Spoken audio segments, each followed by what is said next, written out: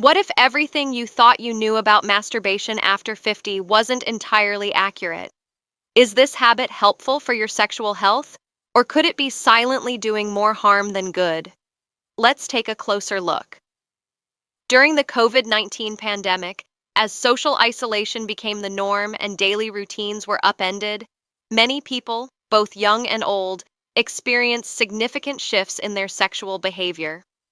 But for men over 50, the impact was especially noticeable. Many found themselves increasingly isolated, which led to new or intensified habits, including greater consumption of pornography and a rise in masturbation frequency. Despite how common these behaviors are, there's surprisingly little scientific literature examining their long-term effects on sexual health, particularly in men over 50. While the topic is often ignored or treated as taboo, understanding the real impact of these habits is crucial for maintaining both physical and psychological well-being as we age. It is known that patients over 50-60 years old are those who are physiologically undergoing certain changes in their bodies, such as a decline in testosterone production, and also some alterations in their cardiovascular health. Consequently, these patients have risk factors for potential conditions like hypogonadism, andropause, and also erectile dysfunction. The fact is that the practice of masturbation, whether associated with pornography consumption or not, can worsen conditions of erectile dysfunction, ejaculation disorders such as premature ejaculation or delayed ejaculation, the condition of an orgasmia where the patient cannot achieve orgasm. In addition to potentially drastically altering their libido, their sexual desire, masturbation conditions a man's brain to achieve pleasure orgasm through self-stimulation. However, these stimuli are not replicable when a man is in a real sexual relationship with his partner, as the pressure, intensity, and frequency with which he stimulates himself are completely different from those developed during a sexual act. The same logic can be applied to pornography consumption. We know that the pornography industry is artificial, something unreal. These sensory visual stimuli cannot be reproduced in a real sexual relationship when a man is with his partner.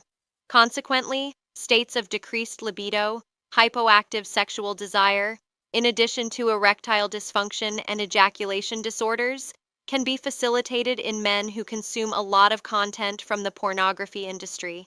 It is logical that these negative impacts depend on the social context in which the man is situated, his general health status, and the frequency and manner in which he engages in the practice.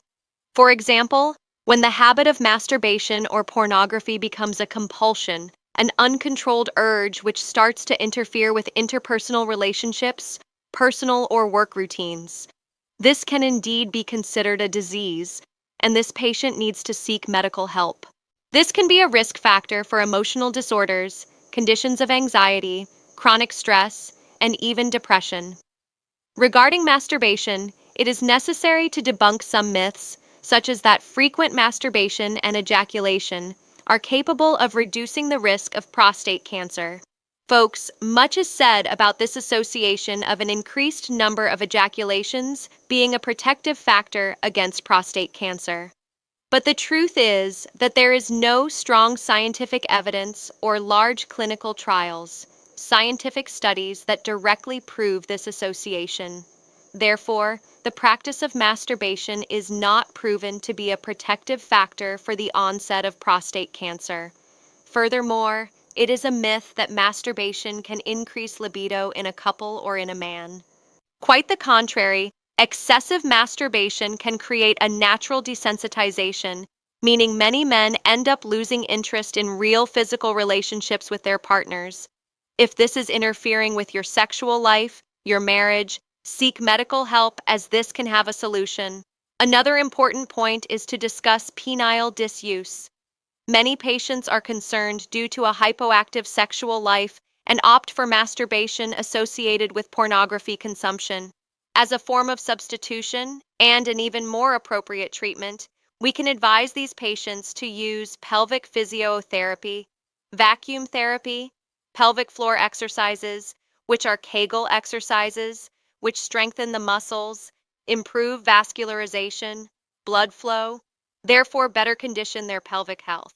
Masturbation cannot be considered a solution for penile disuse or atrophy, since especially in this risk population in adults 50 plus, it can be associated with the development of hypoactive sexual desire, decreased libido, the onset or worsening of erectile dysfunction conditions and ejaculation disorders, such as difficulty controlling ejaculation, premature ejaculation, or even an orgasmia where patients cannot reach orgasm.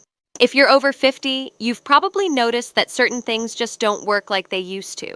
And if masturbation has become a frequent habit, it might be mentally conditioning you to fail precisely when it matters most.